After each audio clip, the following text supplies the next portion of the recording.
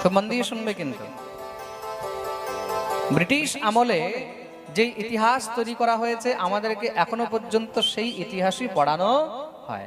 আমাদের শাস্ত্রের মধ্যে 5000 বছর পূর্বে যেই ভাগবত লেখা হয়েছে, যেই শাস্ত্র গ্রন্থ পুরাণ লেখা হয়েছে, সেগুলো কিন্তু আমাদের সিলেবাসের মধ্যে নেই। আছে আমাদের শিক্ষা পদ্ধতির মধ্যে সেইগুলো নেই। হ্যাঁ, জর্জ ম্যাকালে তাদের যে শিক্ষা পদ্ধতি সেগুলো আজ পর্যন্ত আমাদেরকে পড়ানো হচ্ছে। শুধু মানে যেগুলো সংসারের মধ্যে অবান্তর জিনিস সেগুলো আমাদেরকে পড়ানো হচ্ছে। তাতে কি আমাদের যেন মাইন্ড ওয়াশ হয়, আমরাও যেন এটাই ভাবি যে আমাদের পূর্বপুরুষও বোধহয় বাঁদর ছিল। আমাদেরকে এটাই তো পড়ানো হচ্ছে, তাই তো? ইতিহাসে কি বলা হচ্ছে? আমাদের পূর্বপুরুষ বাঁদর ছিল। আহা, আমরাও মেনে নিচ্ছি আমাদের পূর্বপুরুষ বাঁদর ছিল। কেন? যা পড়ানো হবে মানুষকে, তুমি যা শেখাবে মানুষ সেটাই বুঝবে, তার বাইরে আর মানুষ কিছু বুঝবে না। আমাদের পূর্বপুরুষ না কোনোদিন বাঁদর ছিল, না কোনোদিন বাঁদর হতে পারে। যারা লিখেছে তাদের পূর্বপুরুষ নিশ্চয়ই বাঁদর ছিল, কিন্তু আমাদের পূর্বপুরুষ বাঁদর ছিল না। বাঁদর যদি তখন মানুষ হতে পারে, তাহলে এখনকার বাঁদর কেন মানুষ হচ্ছে না?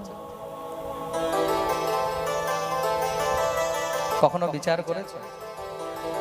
তখন নাকি বাঁদর মানুষ হয়ে গেছে, তাহলে এখন কেন বাঁদর মানুষ হয় না? কোন বাঁদরকে মানুষ হতে দেখেছো? কেন হয় না? বিজ্ঞান এত উন্নত হয়েছে, কোন বাঁদরকে মানুষ বানিয়ে দেখা সম্ভব? এগুলো সব হলো মহারাজ আমাদের বুদ্ধিকে নষ্ট করার জন্য। আমরা যেন নিজের শাস্ত্র, নিজের গ্রন্থ, নিজের ইতিহাস, নিজের পরম্পরাকে জানতে না পারি।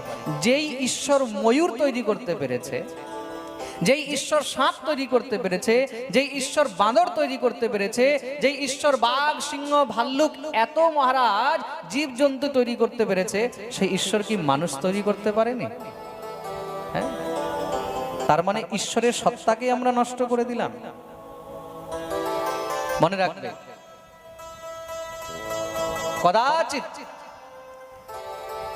এইসব গুজব, এইসব জিনিসের উপরে কখনো বিশ্বাস করিতে নেই। তার জন্য শাস্ত্র অধ্যয়ন করতে হয়।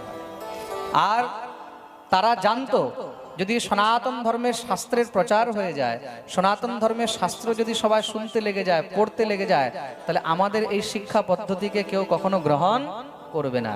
তার জন্য তারা আমাদের শিক্ষা পদ্ধতির মধ্যে এসব জিনিস আগেই ঢুকিয়ে দিয়ে চলে গেছে।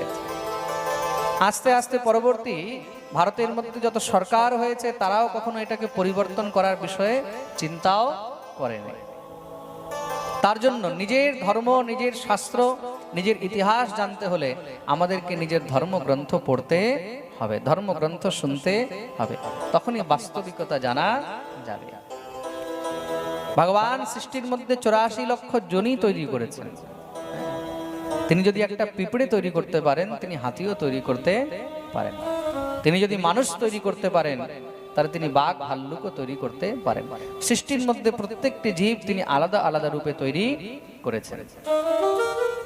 আমরা হলাম ঋষিদের সন্তান, আমরা হলাম মুনিদের সন্তান। আমাদের পূর্বপুরুষ কখনোই কোনো মহারাজ ইউরোপ থেকে আসেনি, কখনো ইংল্যান্ড থেকে আসেনি, কখনো কোনো রাশিয়া থেকে আসেনি।